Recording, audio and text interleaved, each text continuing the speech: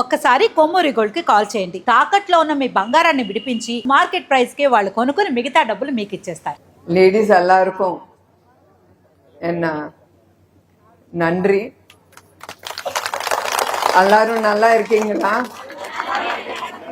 So ఇక్కడికి వచ్చిన మహిళలందరికీ, అదీను మంకలదొడ్డి పంచాయతీ గ్రామాల నుంచి తరలి వచ్చిన అందరికీ పేరు పేరున ప్రతి ఒక్కరికి నా హృదయపూర్వక నమస్కారాలు. ఇవాళ మీరు గ్రామాల నుంచి ఇటు వచ్చినందుకు, ఇక్కడ నన్ను కలవటానికి ఇక్కడ వచ్చినందుకు మీ అందరికీ నా కృతజ్ఞతలు, ధన్యవాదాలు. ఎందుకు చెప్తున్నానంటే, మీరు ఆ గౌరవం నాకు ఇస్తున్నారంటే అది చంద్రబాబు నాయుడు గారి మీద ఉన్న మీకున్న ప్రేమ, గౌరవం, అభిమానంతో ఇవాళ ఇక్కడికి మీరు తరలొచ్చారు. నాకు ఇంత ఘన స్వాగతం ఇచ్చిన ప్రతి ఒక్కరికి, ఎస్పెషల్లీ మహిళలకి, ప్రతి ఒక్కరికి నా హృదయపూర్వక నమస్కారాలు. నేను ముందల ఎప్పుడు ఇంటి బయటకు అడుగు పెట్టను దాన్ని, అంటే ఒట్టి బిజినెస్ వరకే నేను చూసేదాన్ని. నిజం గెలవాలి అనే అవసరం వచ్చినప్పుడు మన తెలుగుదేశం కార్యకర్తలు వాళ్ళు ఎప్పుడు నేను మర్చిపోలేను. ఆ ధైర్యం, ఇప్పుడు నేను ఇక్కడ నుంచుని మాట్లాడుతున్నానంటే ఆ ధైర్యం ఇచ్చింది మీరందరూ, మన తెలుగుదేశం కార్యకర్తలు. నేను ఒక బిజినెస్ వరకే, హెరిటేజ్ వరకు నేను మాట్లాడేదాన్ని, వాళ్ళకేమన్నా అవసరమైనప్పుడు అడ్వైస్ ఇచ్చేదాన్ని. పబ్లిక్ లో మాట్లాడటం అనేది ఆ ధైర్యం ఉండాలి. అది నాకు అలవాటు లేదు. ఆ ధైర్యం, ఆ అలవాటు నేర్పించింది మన ఆంధ్ర రాష్ట్ర ప్రజలు. వాళ్ళు దేనికోసం పోరాడుతున్నారో, అదే కాకుండా మన తెలుగుదేశం కార్యకర్తలు వాళ్ళు ఎట్లా చంద్రబాబు నాయుడు గారి కోసం, మన ఆంధ్ర రాష్ట్రం సుఖ సంతోషాలతో ఉండాలని ఎట్లా వాళ్ళు బయటకు వచ్చి పోరాడారు. వాళ్ళు వచ్చినప్పుడు నేనెందుకు చేయకూడదు ప్రజలకి అని అట్లా నేను అడుగు ముందుకేశాను. మరొక్కసారి మీరందరికీ నా హృదయపూర్వక నమస్కారాలు, ఆ ధైర్యం ఇచ్చినందుకు. అట్లానే మీ అందరికీ తెలుసు, దానికంటే కూడా ఒక నాయకుడిని నమ్మి 8 సార్లు ఆయన గెలిపించి 4 సార్లు ఆ పీఠం ఎక్కించింది ఘనత మన కుప్పం ప్రజలకే దక్కుతుంది. ఇట్లా ఒక మనిషిని నమ్మి ఎట్లా వీళ్ళు ఇట్లా ఓటేస్తున్నారు, ఆ నమ్మకం నన్ను కదిలిచ్చింది. అప్పుడు అనుకున్నాను, నేను 3 నెలలకొక్కసారి గ్రామాల వరకు వెళ్ళాలని. ఎందుకంటే చంద్రబాబు నాయుడు గారు నేను అడిగాను, ఎప్పుడన్నా కింద గ్రామాల వరకు వెళ్ళారంటే, లేదు నాకు టైం లేదు, 3 రోజులే ఉంటున్నాను అక్కడ, ప్రతి 2-3 నెలలకి నాకు టైం ఉండట్లేదు, అందుకే నేను వెళ్ళలేకపోతున్నాను అని అన్నప్పుడు నాకు తట్టింది, నేను వెళ్ళాలి, తప్పకుండా కుప్పం ప్రజల్ని కలవాలి, అది నా కర్తవ్యం. ఆయనకి టైం లేదు కనుక ఒక భార్యగా నా కర్తవ్యంగా నేను తీసుకుని ఇవాళ ఇట్లా మీ ముందుకు నిల్చున్నాను. ప్రజలు వాళ్ళ సుఖ సంతోషాలు, వాళ్ళు సంతోషంగా ఉంటేనే మన నాయకుడు సంతోషంగా ఉంటారు.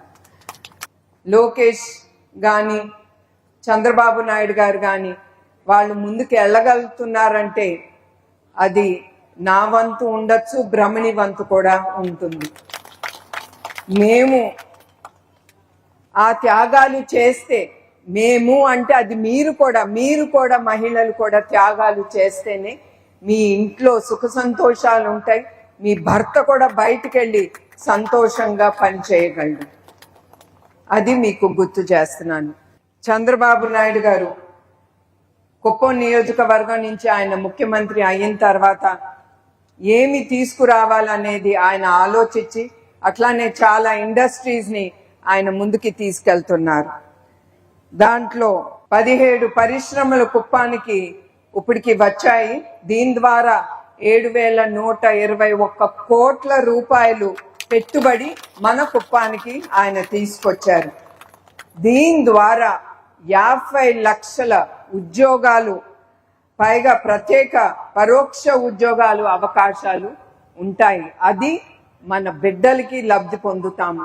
మన స్త్రీలు చివరికి మన బిడ్డలు సంతోషంగా ఒక ఉద్యోగంలో వాళ్ళు సంతోషంగా స్థిరపడాలని మన అందరం కోరుకుంటున్నాం. అది ఆలోచనతోనే చంద్రబాబు నాయుడు గారు ఇట్లాంటి కంపెనీలన్నీ తీసుకొచ్చారు. అట్లానే 7 ఇండస్ట్రీస్ను ప్రారంభించారు. దాంతో 2203 కోట్ల రూపాయలు పెట్టుబడి కుప్పానికి వచ్చింది. వీటితో 7093 ప్రత్యేక ఉద్యోగాలు, 15,237 పరోక్ష ఉద్యోగాలు అవకాశాలు మీరు లబ్ధి పొందుతారు. ఎలక్షన్ అప్పుడు చంద్రబాబు నాయుడు గారి మేనిఫెస్టోలో 20 లక్షల ఉద్యోగాలు మన యావత్ ఆంధ్రప్రదేశ్ కి తీసుకొస్తానని ఆయన నమ్మకంతో కూడా మీరు ఓటేశారు. అట్లా అన్ని లక్షల ఉద్యోగాలు రావాలంటే అన్ని పరిశ్రమలు రావాలి. అది ఆయన మనసులో పెట్టుకుని ఇన్ని పరిశ్రమల్ని ఆయన ముందుకు తీసుకొస్తున్నారు. మరొక్కసారి మీకు గుర్తు చేయాలి, పరిశ్రమలు తీసుకురావటం అంత సులభం కాదు. నేను ఒక బిజినెస్ పర్సన్ గా ఉన్నాను, ఒక బిజినెస్ మహిళగా. ఒక బిజినెస్ అనేది నేను ముందుకు తీసుకెళ్లాలంటే ఆ రాష్ట్రంలో నాకేమి లబ్ధి పొందుతుంది, ఆ రాష్ట్రం నాకేమి తిరిగిస్తుంది, నేను పెట్టిన డబ్బు తిరిగి నాకేమన్నా లబ్ధి పొందుతానా అనేది ఒక బిజినెస్ మహిళగా నేను ఆలోచిస్తాను.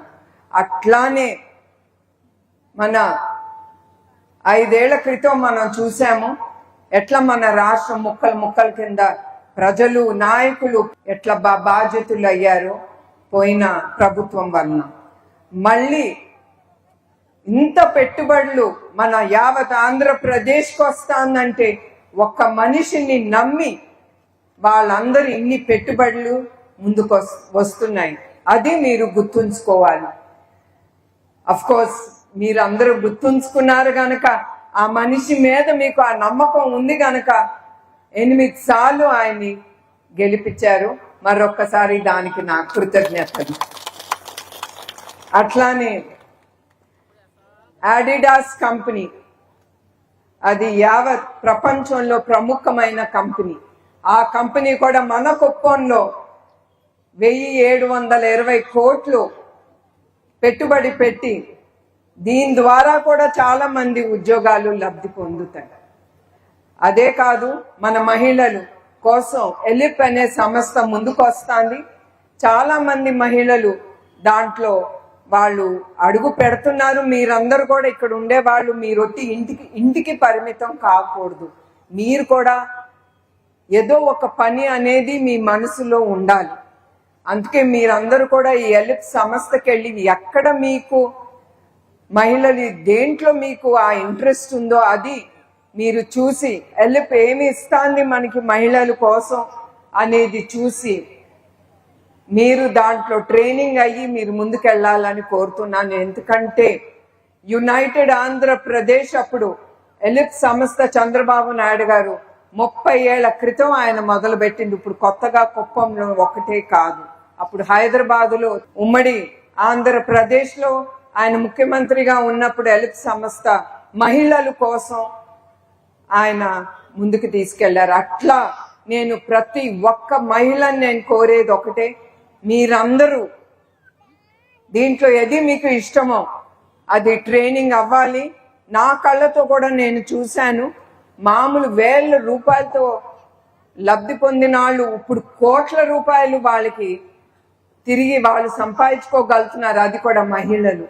వాళ్ళే కాదు, వాళ్ళు అపార్ట్మెంట్స్ కొనుక్కుంటున్నారు వాళ్ళు ఉండటానికి, వాళ్ళ కుటుంబం కోసం.